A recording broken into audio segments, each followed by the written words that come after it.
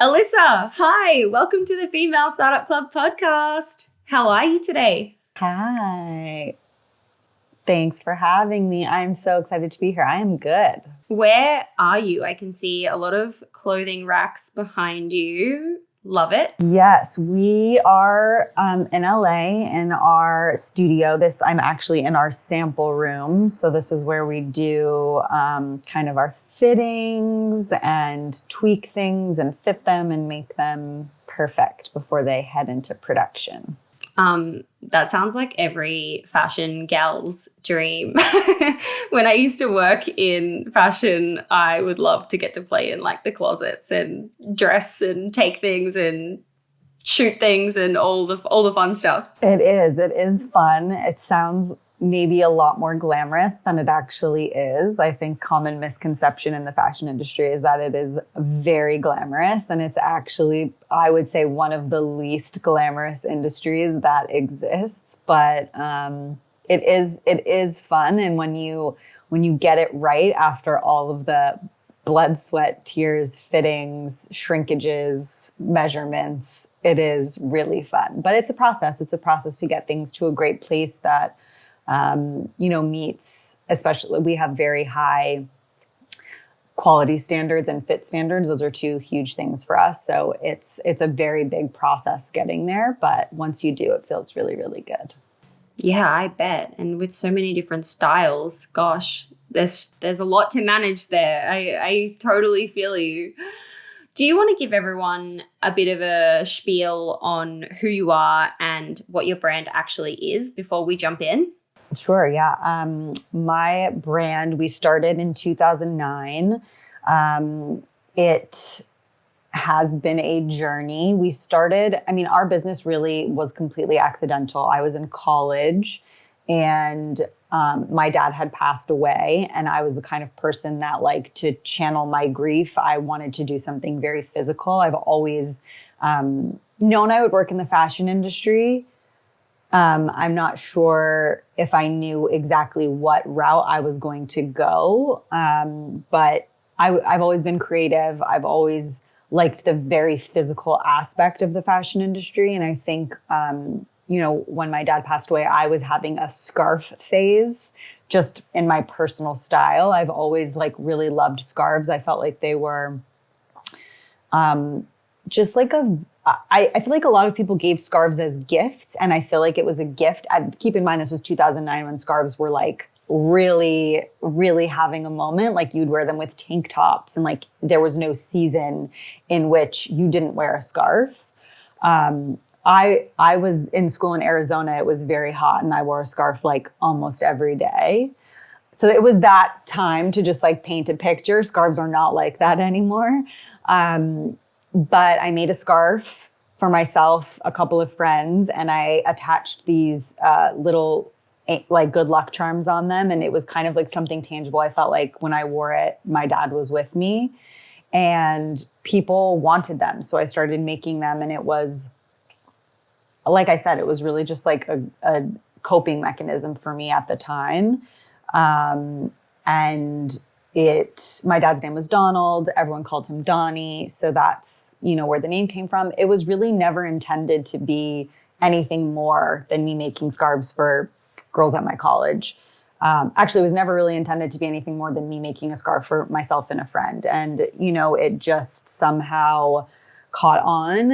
I'm still unsure to this day if it was just people that cared about me, trying to get behind me and support me during a difficult time, or if people really genuinely liked them, or if it was a mixture of both. But that's kind of where it all started. And I think after momentum kind of picked up and I kept making these scarves, and I couldn't kind of keep up with how many people wanted them. And I had stores reaching out to me because we were posting them on Facebook. This Instagram didn't even exist at this time, which is so weird to say and makes me feel so old. So different. I just aged myself significantly. But that's kind of where it all started. And then, reaching out to a manufacturer and making it a little bit more serious. But we were scarves and only scarves for the first 7 years of our business. which now thinking that we built a business, a profitable business on that single product category that is a very, very small product category is a crazy thing now to think back on. But that's kind of where it all started in college. Yeah. I'm sorry about your dad. No. Oh, thank you. So before I get started, I just wanted to say that that's, such a unique story and obviously something amazing that came out of that tragic situation. I don't know how to say this in the right way, but without sounding like tacky, what that reminds me of people, coming behind you and this thing taking off that you didn't really expect. It's like what it comes down to is that aspect of story and people wanting like these authentic brands that they can get behind, that they can feel something through. And it sounds like what might have happened is you were able to be relatable to people. People deal with trauma, people deal with loss, and they need something that they can be like, oh, I've got this, for me, like she's experienced it. That's why she started it. I'm in that same boat. I need it too. And the importance of having that message and authenticity behind what you're building, I think that's what speaks to me when I hear that story. And certainly, obviously, since then, it's kind of snowballed and grown into this amazing business that you have.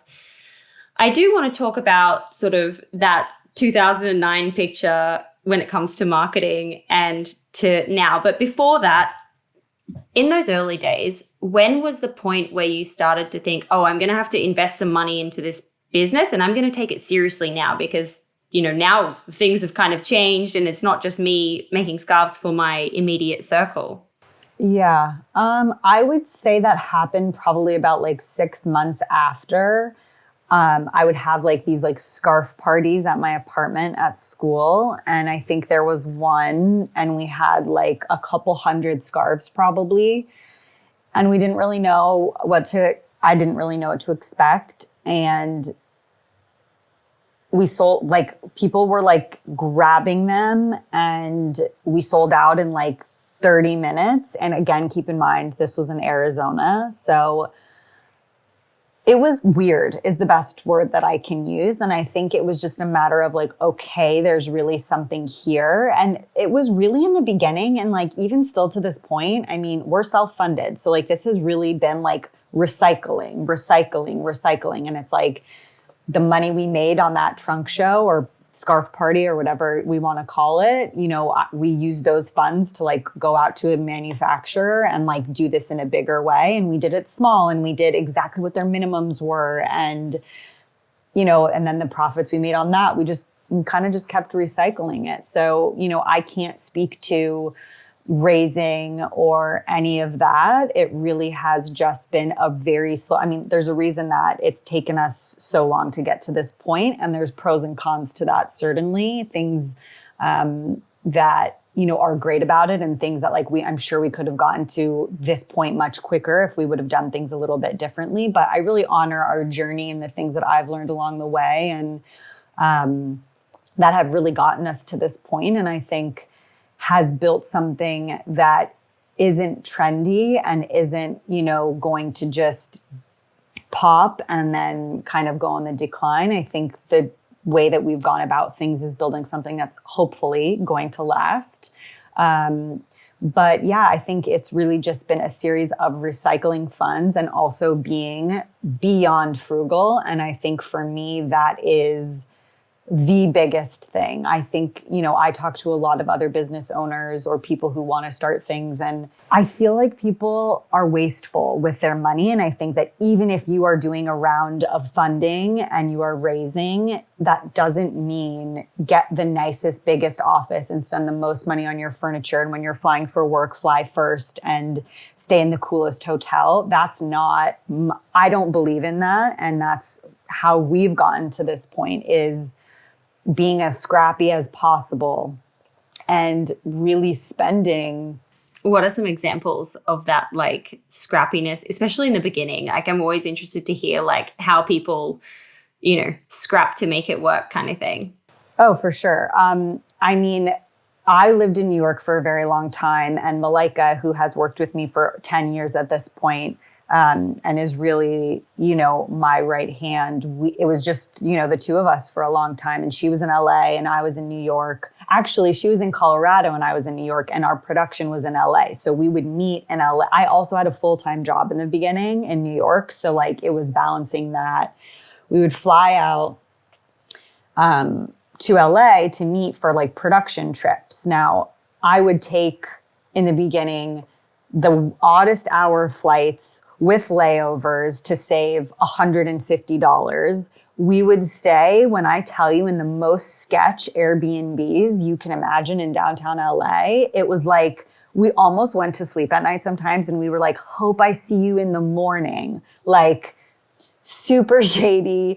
I remember one time specifically, it was on the same block as a hospital in downtown LA, and we were being followed, and we had to go into the emergency room at the hospital and ask them they had a security guard to like escort us and walk us down the block because like some guy was following us. So like the glamorous life of a fashion entrepreneur.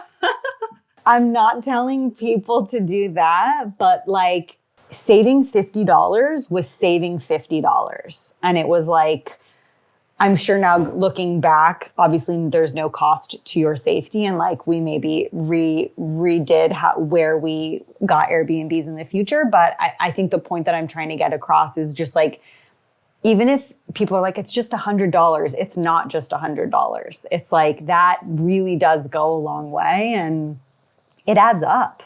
It really adds up. Totally. And also, making a sale and making that $100 back, sales is hard. Like that's the reality for all of us in any industry. Like to make $1, like outside of a salary where you get paid every month, like on rotation, it's hard. It's really hard. So yeah, I totally get what you're saying. When you think about, I mean, we're obviously talking about a really long period of time. It's hard to drill that down into 30 minutes. But if you were to think about the last 10, 12 years, what do you think have been the key pivotal moments that have led to your like growth and to get you to this point of where you are now? I think it's definitely like you have to be resilient. And I think that goes for any business, especially fashion. Fashion is really hard. It's an oversaturated market. There's so many things that are similar.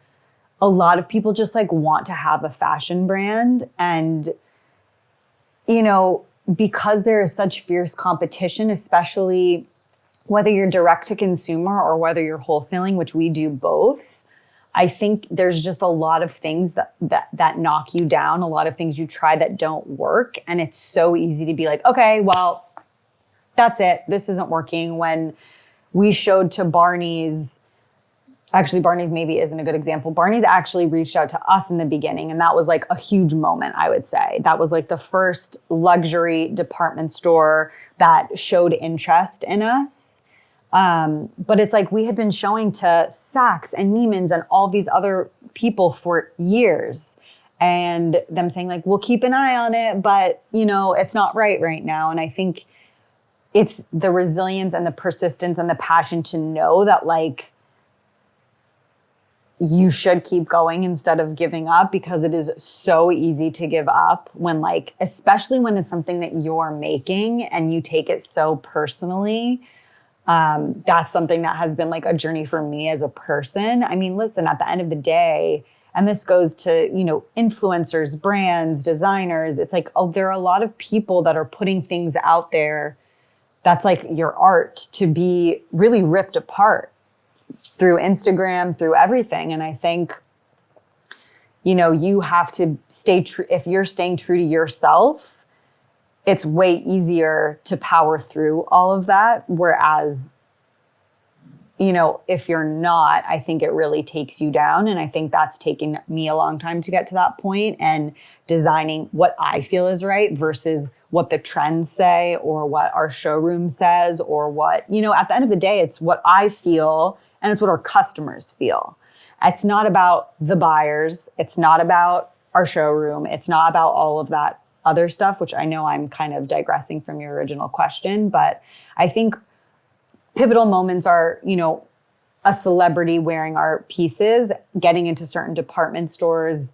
And like, those were the moments where it was like, okay, keep going. Like, you have something here, don't give up. And I think like characteristics are resilience and just like the confidence to stay true to like myself, I think, as far as like the actual product and design process, and not letting a lot of the outside feedback get in, which I've designed collections that are horrible. And like, I take accountability for that, even though like, they're like, we need more colors, we need more prints. Like, and this is years ago. And I listened to them. I felt horrible about it. I looked at the collection and I was like, I don't even like this. It didn't sell well. And it was like, those were the hard lessons that I had to learn to stay true to myself, my vision, and, in order to keep going. But I would say like the big moments, when you get those breaks and when it feels like, okay, there's something here that is working, don't give up, keep going. What celebrities have sported your clothing? We really had a lot of amazing ones. I mean, when Beyonce had Blue, the first time she took her out in public, she wrapped her in one of our scarves, which was like not real. Yeah, that was a great day. Yeah, that must have been like 2013. And how did that happen though? Like, was that just totally organic? No, that was not organic. We worked with like we have a PR team, and they like sent it to her stylist, like things like that. There were definitely some that happened more organically. I mean, like Jessica Biel happened, Jessica Alba happened. I mean, and this was very early on. This was like 2010, 2011. Halle Berry, more recently like Kendall. We had Bella Hadid, Ashley Graham. I mean, I'm missing a ton of them. Some of them have been more organic. Some of them have been through stylists. Some of them have been through Instagram DMs. I mean, it's a combination of all of the things. But I think those are things that kind of gave us street cred, to be honest. It's like, I don't know, especially now, I don't think that like a celebrity wearing your pieces actually moves the needle like immediately. Especially at this point, I think it really is just something that like you share with your community, and it just gives them some sort of validation in knowing that like you're a brand that these people wear. But it doesn't have the same immediate return that it did back in 2010, 2011, 2012, when, Us Weekly would show Jessica Alba wearing one of our scarves and we'd sell 100 scarves on our website that day. It's not like that anymore. Obviously, because the digital landscape has changed so much with Instagram and influencers and, all of that stuff. But that was definitely like a big way that we, kicked off. And, to your earlier point, just about people connecting to a story. Most people that follow us on Instagram right now and that buy our brand, I don't even think they know anything about our story. It was like, that was something that was in the beginning that people, like, I can't even tell you the emails. I have some of the emails saved still that we got in the beginning. They were just so emotional, and people connecting to the story and comfort. I would say like comfort in all of its forms is the thing that has been our constant since the beginning. And I think it's a physical comfort, a mental comfort, an emotional comfort. And, we would get emails of people like, my mom is going through chemo right now, and when she's in chemo, she wraps your scarf around herself every day as a blanket. And there's something about it that makes her feel safe. And those are the things that, for me, even still today, even though it doesn't look like that anymore, I think we just want people to feel comfortable. And I think that doesn't mean only loungewear and sweats. It means making things that someone puts on and makes them feel comfortable with who they are and gives them a confidence about them that they can go into a meeting or get on a phone call or go on a date or walk into the grocery store, the farmer's market, and just like feel good about themselves and who they are. And, you notice a difference when you wake up in the morning and you put effort into, not necessarily effort, but like you feel good in whatever it was that you did that day, whether it's do your hair or do your eyebrows or put on that one outfit. You come at your day differently. You talk to people differently. It's just different. It's a different thing. And, that comfort is really our mission. It's to provide comfort to people in whatever way that we can. And I think that's been like the constant really the whole time since the beginning, even though so much has changed from those early days for sure. I love that. And I love that you've got this kind of clear mission and clear, like, that's your unique thing. That's what you're doing. You stick by it, even if you've veered slightly from time to time on things that, collections that you weren't happy with, but you've had that consistency throughout the journey. You said something a moment ago about, early in those days when you were going out and you were pitching to luxury boutiques like Saks and whoever, and they were saying no and like turning you away. But what was it about the brand and your persistence that you think turn the corner? And like, you've obviously persisted, so that's one thing. You've been like, okay, a no isn't a no forever. Like, I can go back next season and show again, that kind of thing. But is there anything else at play? And I'm asking because I know we have a lot of entrepreneurs in the fashion space who listen to this, who would be looking at you being like, okay, yes, like this keeps me motivated. This re-energizes me. Like, I need to hear this today. So what do you think it was about, or what do you think it is about retailers that kind of like help switch it from a no to a yes? It's just evolving. I think that and like also I think just maybe visibility. Barney's obviously is not the best example anymore, but it's really like our example because I think they wanted things that no one had. They were the emerging designer, department store. That's what they were. They wanted, if Saks had you, they wanted absolutely no interest in you. And they wanted things that are different. And it's like, once you get into one of those, it's I feel a trickle effect because once we were in Barney's, it was Bloomingdale's, it was Saks, it was Nordstrom, it was all of them coming to us. And then it's a matter of who is your customer. And you really, I think the biggest mistake people make, and I've made this mistake, is just looking at an order and like what that number is instead of looking at the store and who your customer really is.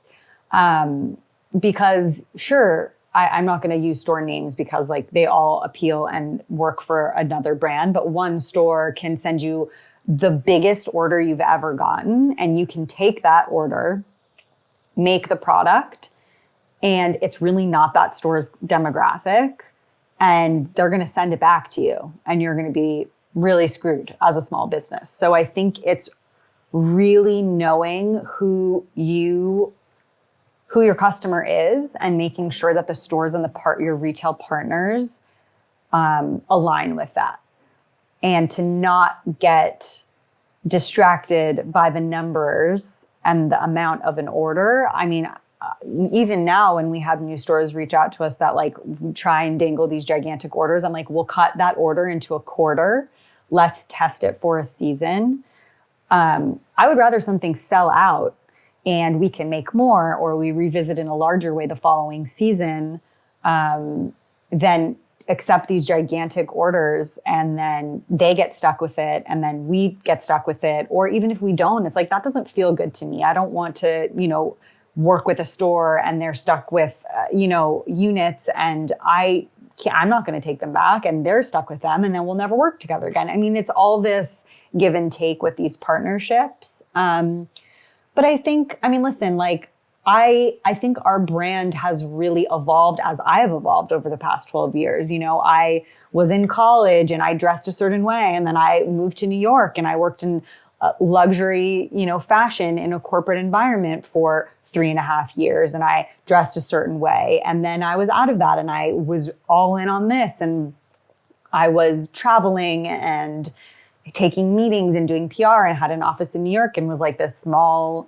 fashion brand. And it's like, I have evolved. And I think once you get to the point, I'm not going to put an age on it. Once you get like a little later in your 20s and early 30s, I think you really learn and know who you are. And I think that's kind of the point when I learned who our brand is, and like to listen to kind of what I was saying about staying true to myself and my vision and what I see for our product. And, you know, I think it was like when I was just out of college, our designs were young and they were, you know, our branding was young and it appeared young. And it's like, I know now looking back why it wasn't for Saks, because it almost looked junior, and it was reflective of where I was at that stage in my life. And I think as I evolved and as our brand evolved and as our branding was solidified and our mission was solidified, that's when people started coming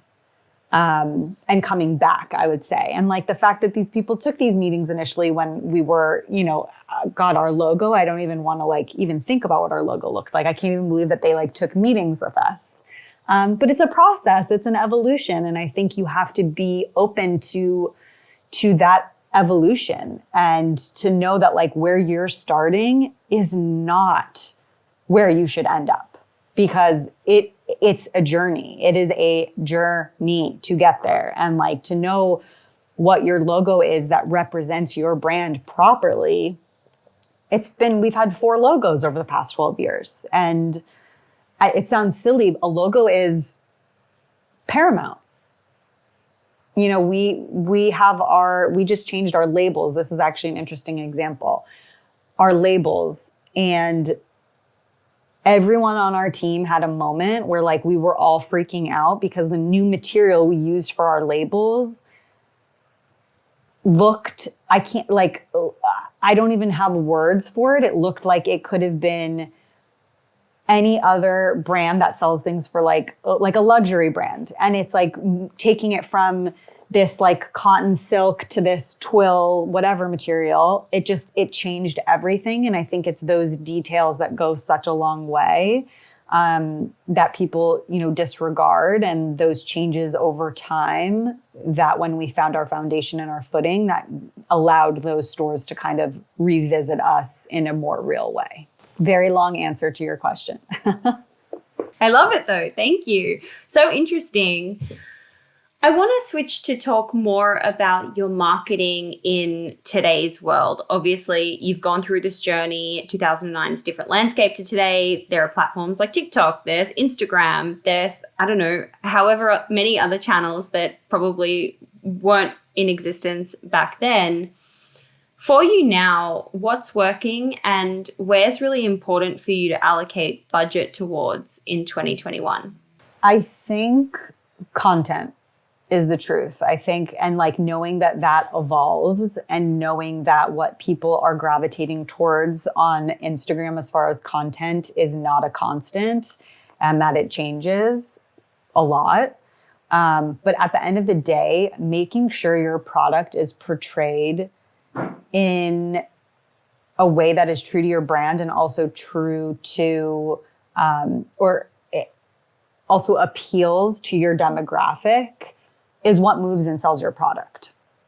So I think that's anything from, you know, our photo shoots to, you know, working with the right content creators, and that like our community of content creators and like just advocates almost are in line in creating the right content for our brand. I think that's really it, to be honest. I think, you know, your Instagram feed is a 3-second, like someone touches your profile, it's like they have 3 seconds to make a judgment if this appeals to them or it doesn't. And you want those 3 seconds to represent your brand fully and the best it can. And, you know, I think that making sure that content represents you properly is everything. It's how you acquire new customers. It's how you retain existing customers. It's all of that. Yeah, I totally agree. I think actually people look over the fact that your Instagram is essentially a website. people come there, they're going there before your website, most, probably. And then they're committing to whether they want to continue that journey or like exit the shop immediately. But that's your website or that's your store. And you need to make sure that people land there and they know really clearly what you do, what you sell, if it's for them, and if they want to stick around. So definitely a piece of real estate not to kind of look over in this landscape. I saw you did a collab recently with SoulCycle, and I wanted to ask you about that, A, how it came about, B, what the impact of something like that is for you. Is it kind of in the same space as, working with a celebrity where you don't see a direct ROI, or is it something where you're like, yeah, we drive sales through that partnership and it's great for us? So there's different ways to collaborate. SoulCycle is a retail partner. So they buy our regular collection, and within our regular collection, we create exclusives for them. So they are essentially existing styles that we create and customize in a color palette that is either matches their logo or appeals to, their customer. And it's an exclusive that only they have. So SoulCycle is an example of that. Because they are a retail partner, it really is just an exclusive. It's not, an entire collection that we created together. There are other brands that we have done more comprehensive collaborations with. And I think there are some that you see immediate ROI, yes, in sales, but you also see you have acquired a lot of new customers from it. There are others that I think there are benefits, but you can't measure it. I think it's like a slow roll over time. Maybe you sell like the collection over 6 months and you see followers coming in over 6 months after like a couple of posts from either brand. So I've started to like not love the word collaboration because it is just so used now in every facet of this industry. I think it's exclusives. It's designing a collection together that is equal parts, both brands, companies, humans, really coming together 50-50. And then there are, partnerships with other like-minded brands, whether it's giveaways or sweepstakes or, just giftings. We do a lot of giftings. We do a lot of giftings with, influencers, tastemakers, editors, and just longtime supporters of our brand. Like how many? Like what's a lot of gifting per month, say? It's more by season. So we have, our girls that have like really supported us from day one, and we gift them every single season and they can pick from whatever they want. And those are our like girls. Those are our homies, our OGs. Like they've really been there for us. And then I would say that's maybe about like 40 to 50 women that we're gifting each collection. And then on top of that, there might be a tighter list of girls that like we want to start working with and like start that relationship with, that we, offer a more narrow selection of pieces that like are ones that like we really feel are our standouts of the season that like we want to share and help. It's all, like I mentioned, like this cycle. It's like this give and take that like the relationship works if all parties are like, in it for real. And like, that's what that real list of those 50 women is that like, it's such a win-win for all parties involved. And I think that's really what you're looking for when you're doing any sort of seeding. But, as far as like partnerships, it's like a great example is we just partnered with this company based in California called Peaches. And they're a seasonal business. They have a peach, I guess, a farm orchard. I'm not sure what the proper term is, but they grow the most incredible peaches and they sell them in these boxes. that protects them from getting bruised, or they're just like, they're unbelievable. And we did a gifting partnership with them. So basically what we did was we selected 20 women locally that, you know, was a win-win, you know, for both of us. It was great brand exposure for Peaches to like get to these influencers that like we work with directly. And we did a gifting where we sent a set that like was the same color palette essentially as these peaches. And you wake up in the morning and you go out your door and you have like this package, and it was great for both of us. It was like these women were like, oh my God, I love that Donni isn't just sending me Donni and, you know, introducing me to something new and delicious. I mean, and the peaches are just like to die for. They are so good.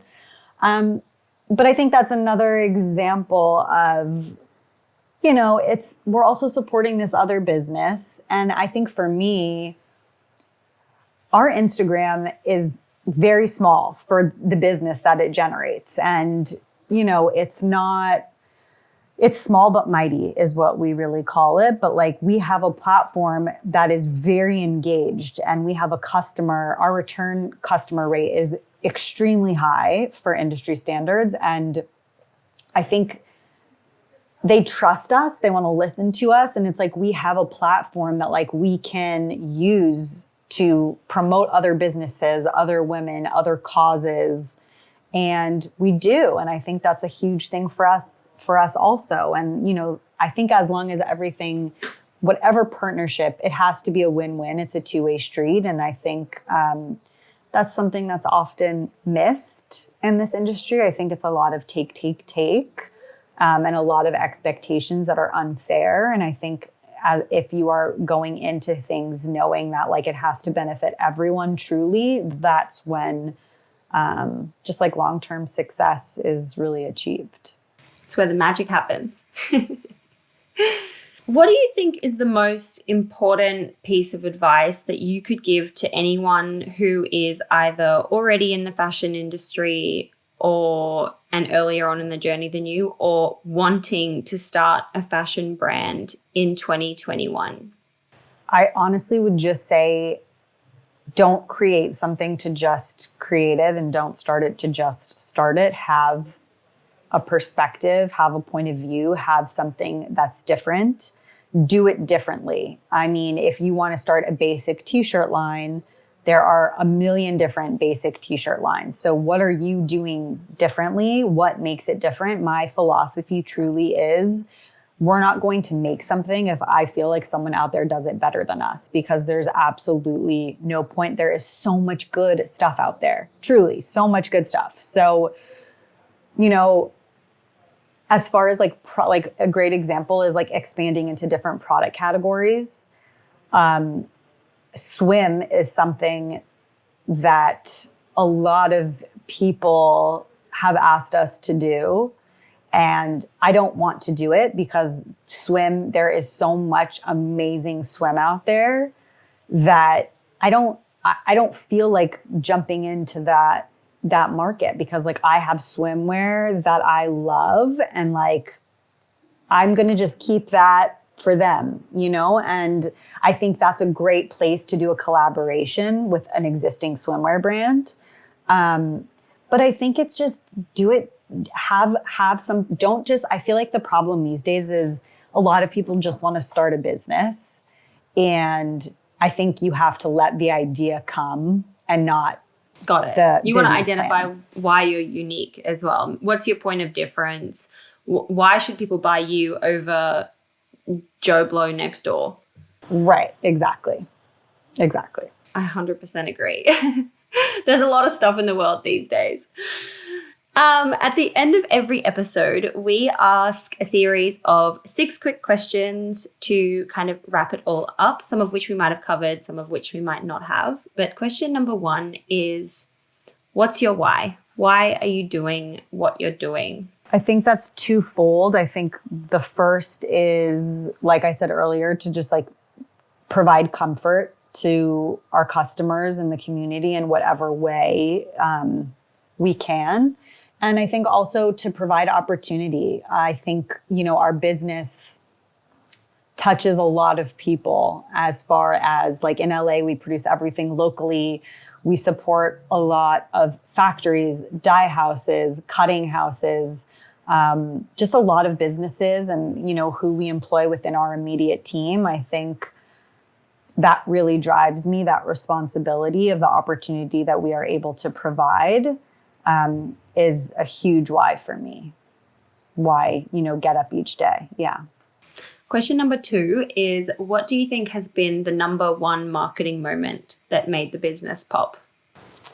I think I would have to probably go back to the celebrities, because I think that's what gave us credibility very early on. And without that, I don't know if we would have gotten so much momentum early on. And I think that really drove things, until this point. And that obviously that piece looks different now, but in the first couple of years, having some major celebrities wear our pieces was, I think, paramount in our foundation, and then thus building, a successful business from there. So cool. Question number 3 is, where do you hang out to get smarter? What do you listen to or read or subscribe to that other founders would benefit from knowing about? Yeah. Well, I'm a very big, take my dog for a 5-mile walk and listen to a podcast. My favorites are probably, I forget what her podcast is called. It's Pia Baroncini. She has a podcast, and she interviews all sorts of different people in the health and wellness space and the business space. I love her. I love Brene Brown's podcast. I think less direct business advice, but more just how to be a good leader and how to be okay with being vulnerable, which I think being vulnerable is you have to do that in order to be successful in business. So I would say those 2 are probably my favorite go-tos. Thank you. I'm going to link them in the show notes for anyone who wants to check them out. Question number 4 is, how do you win the day? What are your AM or PM rituals and habits that keep you feeling happy and successful and motivated? I think it's just making sure I carve out time for any of that. I think on the days when I'm more flustered and don't have as much time to fit in things big or small for myself are the days that I don't feel like I'm winning. So I think it's anything from, waking up 30 minutes earlier to make sure I can take my walk from 2 miles to 5 miles, and that small of a thing, to, at night doing I never know how you pronounce it, the gua sha thing on my face. And it's those are the things that when I do them for myself, I think I do a better job at everything else in the middle of the day. I'm with you. Self-care is really important. It really is. Question number 5 is, if you were given $1,000 of no strings attached grant money, where would you spend that in the business? Content. I think that is I spoke about content. It's just super important. And I think that is where those are the assets that sell your product the best, better than anything else. So I would say content for sure. And particularly important in the fashion industry, I would say, you need to see it. You need to see it in motion. You need to see it on. Question number 6, last question. How do you deal with failure? Now, it's taken me a long time. Like I said, I spent a lot of years taking things really personally. I think now failure is opportunity. And I think it's dissecting why it was a failure and make immediate steps to change. So I think it's whether that's a specific product, a color, an initiative, it's dissecting your failures and making real active changes to turn it into, change and opportunity. This was so cool, Alyssa. It was so lovely talking to you. It was so lovely talking to you. Wow, what a cool story. And actually, you know what? I have one final question is what's your vision now with the brand, or what's your goal? Obviously, you've bootstrapped it, so you don't have that hey, I'm definitely going to sell this one day. You don't have VC. You've got the world is your oyster, essentially. Where do you see yourself going with this?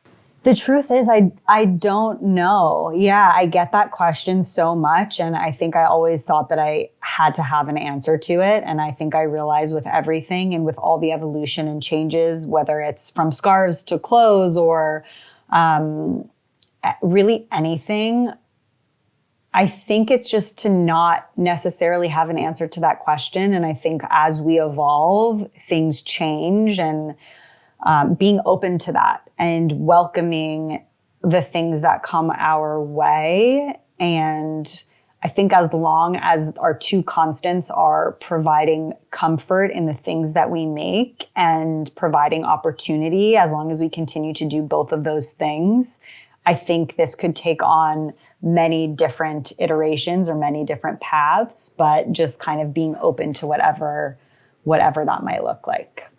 Wow. Very exciting. I'm excited to continue watching your journey. Thank you so much for being on the show today. Thank you. Thank you so much. This was so fun.